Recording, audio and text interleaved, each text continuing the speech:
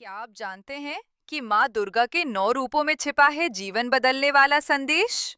बहुत समय पहले जब अधर्म और असुर शक्तियां बढ़ गईं, देवताओं ने माँ आदि शक्ति से प्रार्थना की, हे माँ, हमें राक्षसों से मुक्ति दिलाइए।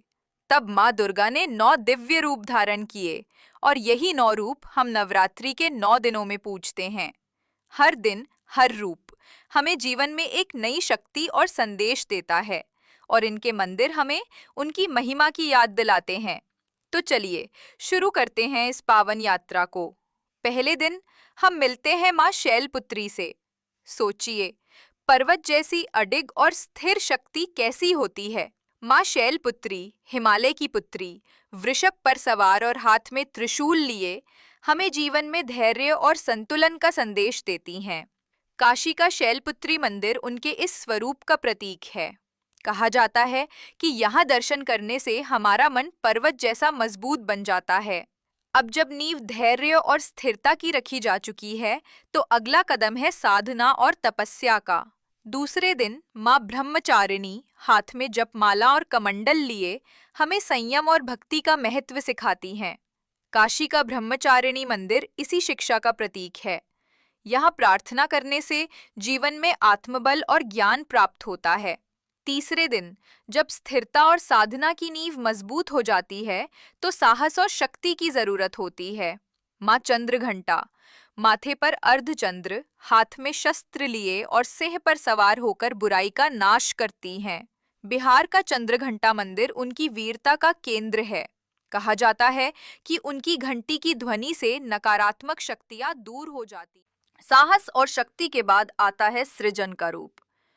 चौथे दिन माँ कूष्मांडा की मुस्कान से ब्रह्मांड की उत्पत्ति हुई। 8 हथियारों और सूर्य जैसे तेज के साथ वे जीवन को पोषित करती हैं। अंबाला का कूष्मांडा मंदिर उनके सृजन रूप का प्रतीक है। यहाँ दीप जलाने से जीवन में सकारात्मक ऊर्जा का संचार होता है। अब समय है मातृत्व और करुणा का। 5वें दिन माँ स्कंद माता गोद में कार्तिकेय और सिंह पर सवार हमें सिखाती हैं कि सृजन के साथ जिम्मेदारी भी आती है। काशी का स्कंद माता मंदिर मातृत्व और सुरक्षा का प्रतीक है। यहाँ महिलाएं संतान सुख और करुणा पाने के लिए पूजा करती हैं। इसके बाद आता है पराक्रम और साहस। छठे दिन माँ कात्यायनी ऋषि कात्यायन की पुत्री महिषासुर का संहार करती हैं। वृंदावन का कात्यायनी मंदिर उनकी वीरता का स्मारक है। यहाँ अविवाहित कन्याएं अच्छे वर की कामना से पूजा करती हैं। अब सामना करना पड़ता है भय और अंधकार से। 7वें दिन माँ कालरात्रि, सबसे भयंकर रूप, लेकिन भक्तों के लिए सबसे करुणामयी। उज्जैन का कालरात्रि मंदिर महाकालेश्वर ज्योतिर्लिंग के पास उनका धैर्य और निर्भयता का प्रतीक है। कहा जाता है कि दर्शन मात्र से भय और नकारात्मकता दूर हो जाती है। अंधकार के बाद आता है उजाला और शांति।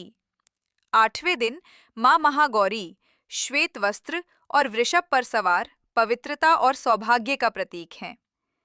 काशी का महागौरी मंदिर इस शांति रूप को दर्शाता है। यहाँ पूजा करने से पाप धुलते हैं और जीवन में सौभाग्य आता है। अंत में मिलता है पूर्णता और दिव्य वरदान। 9वें दिन माँ सिद्धिदात्री कमल पर विराजमान होकर भक्तों को अष्ट सिद्धि और नवनिधि प्रदान करती हैं। वाराणसी का सिद्धिदात्री मंदिर साधकों के लिए विशेष तीर्थ है। यह ऋषि मुनि और भक्त दिव्य शक्तियां पाने की कामना करते हैं। दोस्तों, ये 9 रातें केवल उपवास या पूजा का पाठ नहीं है। ये हमें जीवन की सच्ची शक्तियों का अनुभव कराती हैं।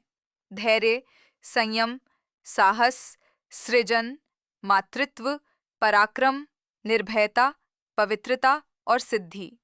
माँ दुर्गा के ये 9 रूप हमें याद दिलाते हैं कि हर चुनौती के पीछे एक अवसर छिपा है।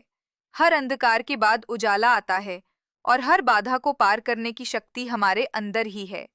इस नवरात्रे चलिए हम केवल माँ की आराधना ही नहीं करें, बल्कि उनके गुणों को अपने जीवन में उतारें।